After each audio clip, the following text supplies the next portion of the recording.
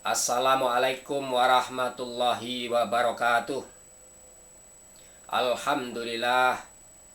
Alhamdulillahirabbil alamin.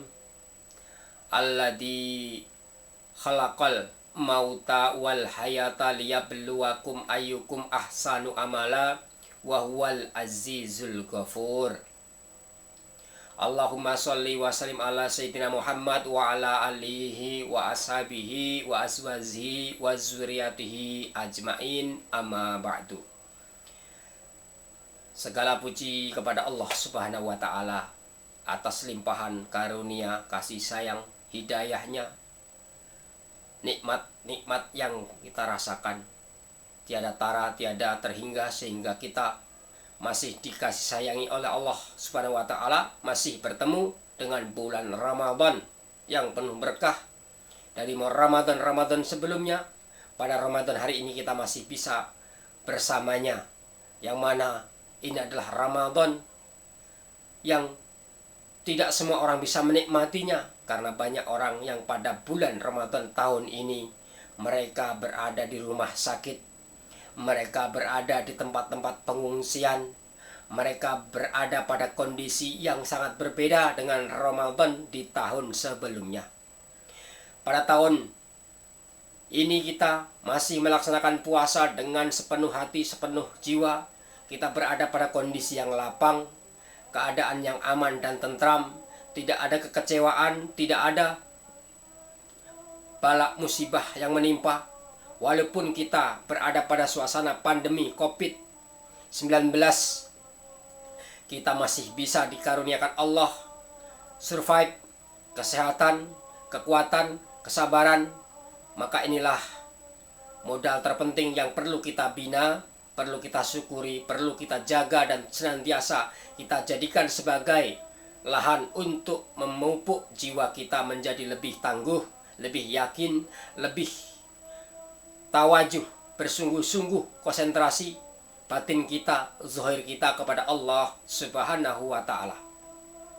Teman-teman yang berbahagia, terima kasih Anda tetap bersama pada channel Abi Zamir. Semoga tayangan ini membawa pada perubahan sikap mental jiwa kita bersama, bagaimana kita melanjutkan usaha memperbaiki diri kita di hari-hari selanjutnya. Berkenaan dengan adanya bulan puasa ini, maka puasa membentengi kita dari berbagai macam kemaksiatan yang terus merajalela.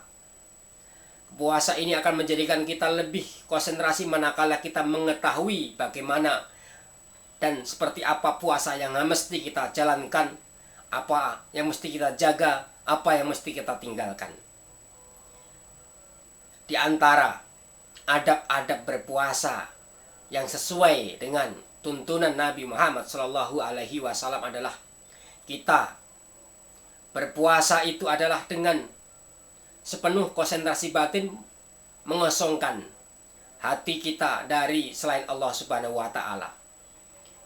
Mata kita latih untuk tidak memandang pada perkara yang tidak Allah sukai. Kita puasa memandang hal-hal yang tidak baik.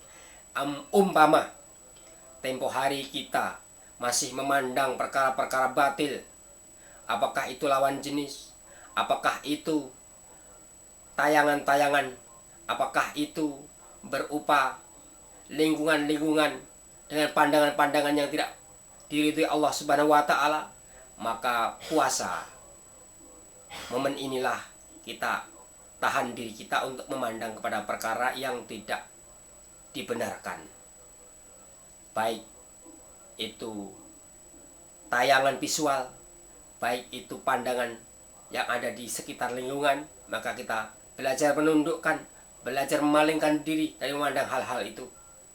Selanjutnya kita usahakan bagaimana pendengaran kita juga kita konsentrasikan dalam puasa, sehingga kita hanya mendengar perkara-perkara yang Allah suka, mendengar bacaan Al-Quran, mendengarkan mereka orang-orang yang memuji, orang-orang yang saling membicarakan kebesaran Allah, mendengarkan majelis-majelis ilmu, mendengarkan tausiah dan nasihat, sehingga pendengaran-pendengaran yang kita upgrade di bulan ini akan menjadi bahan untuk memberikan kepada kita dari Allah Subhanahu wa taala karunia-Nya yang lebih.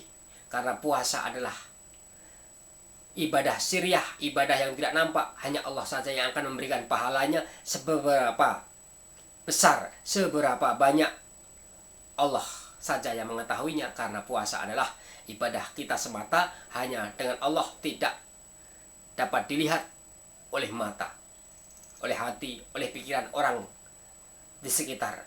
Sehingga konsentrasi kita, kemampuan kita mendekatkan diri kita, itulah yang akan Allah jadikan sebagai bahan untuk menjadi penilaian. Maka pendengaran kita bagian daripada kita untuk memperbaiki diri dalam puasa. Begitu juga selain perut yang kosong, maka kita pula kosongkan pikiran. Dari memikirkan, melihat tayangan yang tidak berguna, kemudian kita pikirkan, kita renungkan, maka kita kosongkan pemikiran ini. Maka perlunya kita memikirkan, merenungkan ciptaan Allah Subhanahu wa taala. Manakala seorang ulama, Buya Hamka, ditanya, "Wahai Buya, apakah yang engkau pikirkan ketika Anda berada di sebuah negara yang Anda kunjungi seperti Amerika, Los Angeles, Anda pernah ke sana, apa yang Anda pikirkan? Di sana banyak sekali terjadi maksiat, bahkan perjudian itu gudangnya, tempatnya di sana. Dan di sana juga prostitusi begitu menyebar. Ketika Anda ketika Anda di sana, yang Anda lihat seperti itu, apa yang Anda pikirkan?" Maka Buya Hamka menjawab, "Saya tidak melihat itu semua. Saya tidak tahu kalau di sana ada itu, karena saya tidak melihatnya." "Loh, bagaimana Anda tidak melihatnya? Sedangkan semua orang tahu itu daerah seperti itu." "Ya, saya di sana tidak melihat karena saya berada di dalam masjid, di dalam lingkungan yang saya memang jaga diri saya untuk berada di suatu lingkungan yang kondusif. Jadinya saya tidak memikirkan untuk berbuat atau melintas dalam pikiran saya sesuatu yang ramai dibicarakan, sesuatu yang memang populer di sana. Saya tidak memikirkan, karena yang saya lakukan di masjid, pikiran saya yaitu bagaimana saya beribadah dengan tenang selama di sana." Inilah teman-teman, pikiran akan menuntun kita untuk terhindar dari perkara yang batil, dari memikirkan perkara yang benar, yang hak. Maka kita akan dibimbing Allah Subhanahu wa taala sebagaimana contoh Buya Hamka tadi. Maka kita kosongkan pikiran-pikiran ketika berpuasa ini, berpikir kebesaran Allah, berpikir karunia Allah, berpikir sesaat tentang kebesaran Allah, lebih utama daripada 60-70 tahun ibadah. Berdiri sesaat kita di depan rumah saudara kita untuk mengajak taat pada Allah, maka juga bernilai 60-70 tahun ibadah. Begitu pikiran yang berharga ini Allah hargai dengan harga yang tinggi. Maka puasa menjadi sarana untuk mengupgrade pikiran kita dari pikiran-pikiran yang rendah menjadi pikiran yang mulia, penuh keberkahan, penuh karunia Allah Subhanahu wa taala. Selain pikiran, pendengaran, mata, maka kita pula mengosongkan dalam puasa ini adalah pembicaraan, lidah. Maka kita ulang-ulang, aksiru min qauli la ilaha illallah. Perbanyaklah membicarakan, berkata, ulang-ulanglah perkataan tentang la ilaha illallah, kebesaran Allah, tiada Tuhan selain Allah. Bahwa membicarakan kebesaran Allah akan mengeluarkan kebesaran makhluk dari dalam hati kita. Memasukkan kebesaran Allah Subhanahu wa taala dengan cara membicarakannya, mengulang-ulangnya, maka akan sendirinya keluar dari dalam dada kita kebesaran-kebesaran daripada selain Allah. Ketika mata sudah kita upgrade, ketika telinga sudah kita upgrade, pikiran sudah kita upgrade, maka wujud dalam perkataan kita, kita akan mampu mengatakan hal-hal yang disukai Allah Subhanahu wa taala. Kita akan mampu berkata tentang kebenaran. Kita akan mampu berkata tentang kesabaran, keyakinan. Karena hari ini perkataan-perkataan yang agung itu adalah perkataan yang berat. Perkataannya ringan tapi berat untuk diucapkan. Kenapa? Karena hati kita tercabut dari perkara yang besar ini, perkara yang mulia. Hati kita terisi oleh perkataan, oleh pikiran. Hati kita terisi oleh perkara-perkara yang ringan, yaitu dunia, pekerjaan, lingkungan, keluarga, anak, istri. Maka Allah katakan dalam surah At-Taubah, Qul in kana aba'ukum wa abna'ukum wa aswazukum wa asiratukum wa amwalun iktarabtumuha wa tijaratun tahsawna kasadaha wa masakinu tardawnaha ahabbu ilaikum minallahi wa rasulihi wa jihadi fisabilihi fatarabasu hatta ya'tiyallahu bi amrih wallahu la yahdil qaumal fasikin. Kalau sekiranya bapak-bapakmu, anak-anakmu, istri-istrimu, kendaraanmu, kebunmu, pekerjaanmu, perdaganganmu, itu semua 10 perkara itu tadi lebih kamu cintai dari Allah dan Rasulnya dan berjuang di jalannya, maka tunggulah, kata Allah, wallahu la yahdil qaumal fasikin. Allah tidak memberi petunjuk kepada orang yang fasik. Maka tercabutnya 10 perkara dalam dada kita yang bernama ayah, anak, ibu, istri, harta, kendaraan, kebun. Itu semua memenuhi hati kita karena hari-hari kita bicarakan. Hari-hari kita sebut-sebut, itu yang kita hadapi, apa yang kita sebut. Maka kalau 10 perkara ini lebih kita cintai, tidak mau kita keluarkan, kita kurangi, tidak mau kita masukkan kecintaan daripada Allah dan Rasulnya dan berjuang di jalannya, maka ancaman Allah adalah kita dikategorikan kepada orang yang fasik sehingga tidak diberi petunjuk.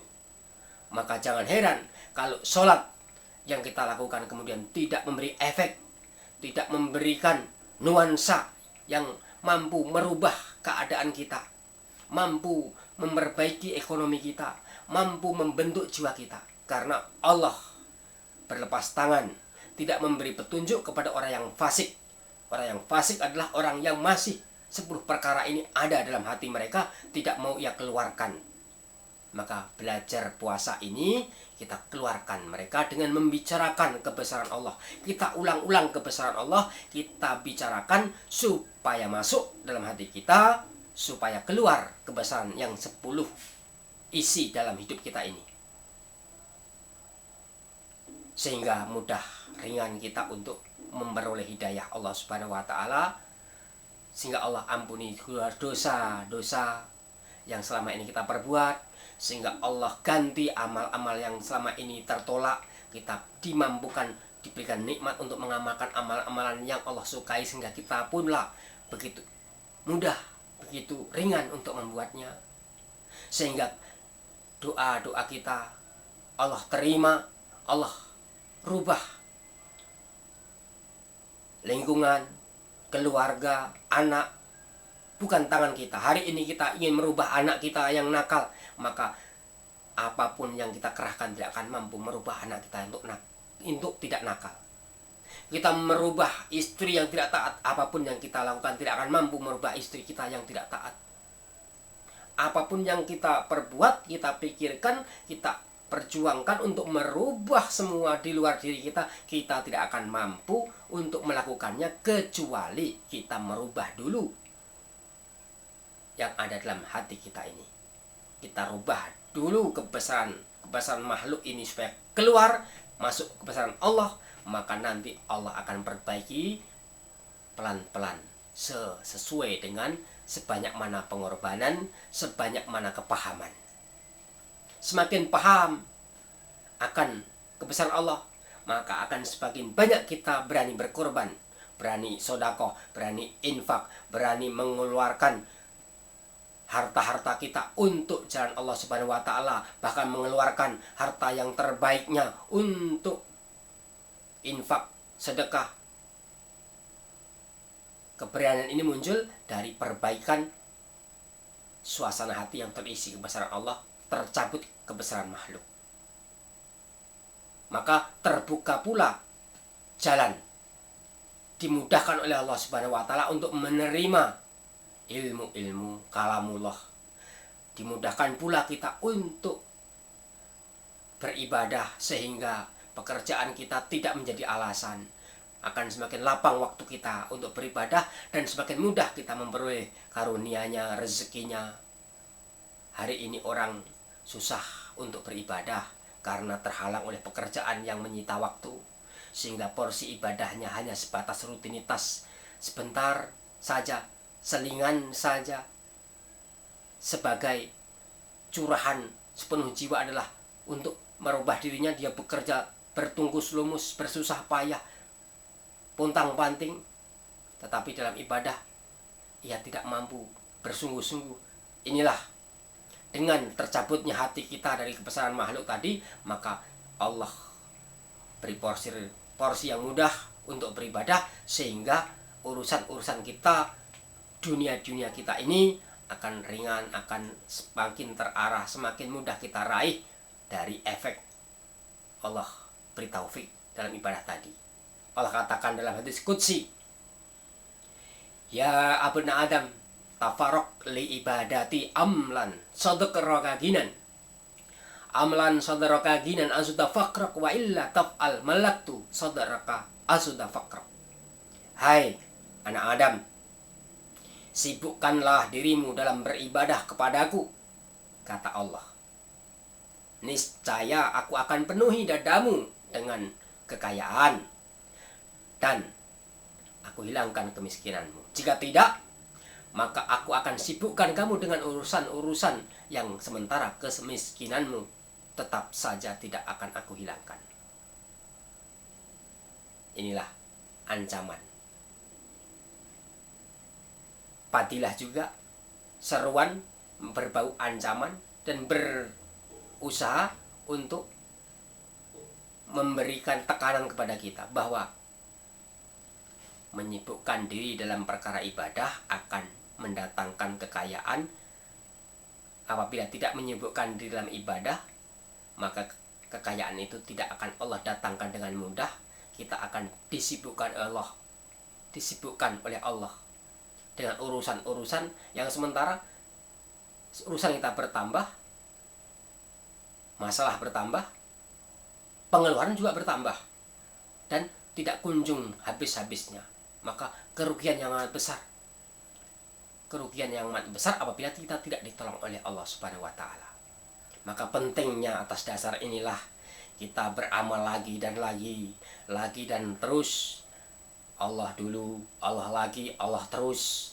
Itu untuk mengeluarkan segala persoalan-persoalan yang ada dalam diri kita itu dengan jawaban Allah, jawaban kasih sayang Allah, jawaban dari Allah yang bernama min haitsu la yahtasib, dari jalan yang tidak diduga-duga. Kalau kita menerjemahkan bahwa masalah solusi akan dapat dengan cara A, B, C, D, maka itu adalah kita sama dengan mengajari Allah Subhanahu wa Ta'ala cara kita supaya yang berlaku. Sementara cara Allah lah yang akan Allah pakai. Wa makarullah innallaha ghairul makirin. Engkau punya rencana, engkau punya makar, Allah juga punya makar. Dan yang berlaku adalah rencananya Allah Subhanahu wa Ta'ala.